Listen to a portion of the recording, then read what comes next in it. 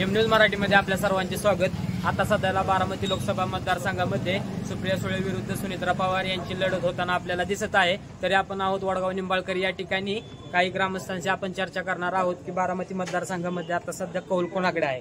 नमस्ते, M news मराठीमध्ये आपल्याला स्वागत। आता बारामती मतदारसंघामध्ये सुप्रिया सुळे विरुद्ध सुनीत्रा पवार यांची लढत आहे, तरी आता सध्याला आपलं काय मत आहे?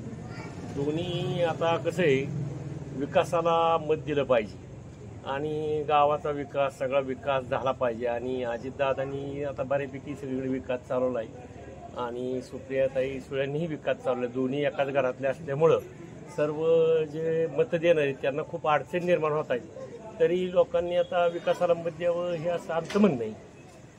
आता सध्याला आपल्या वडगाव निंबाळकर मध्ये विकास कोणाच्या हस्ते जास्त झालेला आहे? विकास तसा अजितदादांच्या हस्ते खूप झालेला आहे असं प्रत्यक्ष पाहण्यात येते। सुप्रिया सुळे विरुद्ध सुनीत्रा पवार यांची लढत होत आहे, म्हणजे एकाच घरात दोन उमेदवार उभा होणार आहेत। आता याबद्दल काय सांगा? दोन्ही एकत्र असल्यामुळं खरं मतदारांना खूप अडचण आलेली आहे आणि त्यामुळं कसं होतंय, मत कुणाला द्यावं ही सगळं संभ्रम निर्माण झाला आहे। तरीही जे युवा नेतृत्व आहे ते सध्या दादांकडे आणि जे वयस्कर आहेत ते साहेबांकडे आहेत, अशी सध्याची परिस्थिती निर्माण झालेली आहे। आपल्याला काय वाटतं आता बारामती लोकसभा मतदारसंघामध्ये सुनीत्रा पवार विरुद्ध सुप्रिया सुळे यांची लढत होत आहे? तसं म्हटलं तर पवार साहेबांची जी कारकीर्द होती त्याच्यात जे पवार साहेबांनी कामं केलेली त्यामुळे जास्त करून सुप्रियाताईंच्याकडे कला आहे।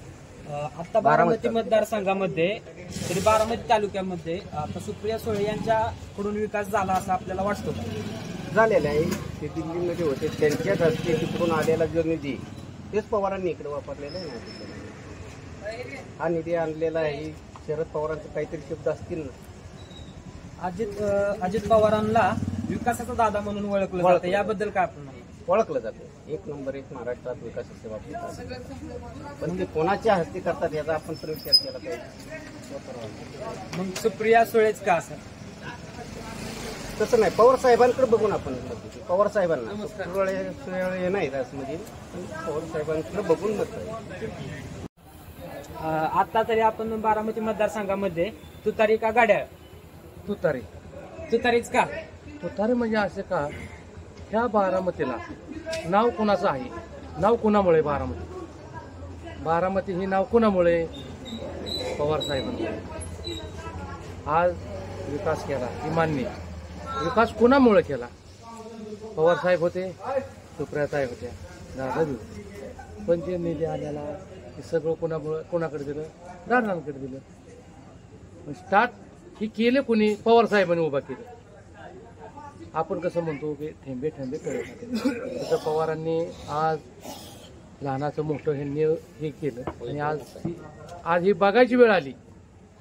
म्हणजे आपल्याला म्हणायचंय पवार साहेबांनी बी लावलं, त्याचं रोपटं केलं, त्याचं झाड केलं, झाडाने फळ त्यांना द्यायच्या ऐवजी दुसऱ्याला दिलं हे मान्य, बरोबर आहे। त्याच्यामुळं आज ही जनता आहे का नाही, सर्व जनता ही तुतारीलाच मतदान करणार आहे। आज पवारांकडे बघून मतदान करणार आहे। आज तुम्ही बाहेर कुठे बी जावा, आज भारतात जावा, महाराष्ट्रात जावा, भारताच्या बाहेर जावा, आज नाव काय निघतं? बारामती। हे कोणामुळे निघतं? पवार साहेबांमुळे निघतं। एक माझा अनुभव तुम्हाला सांगतो, मी विठा मायनीला गेलो होतो।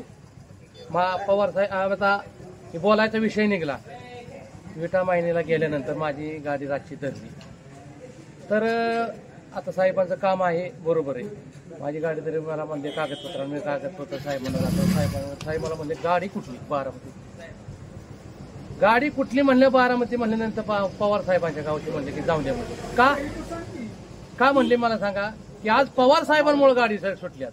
एवढे पवार साहेबांची कृपा आहे आपल्या बारामतीवर, आज महाराष्ट्रावर आहे। आता वडगाव निंबाळकर मध्ये जास्त तरी कोणाचा कल वाटतं की बाबा?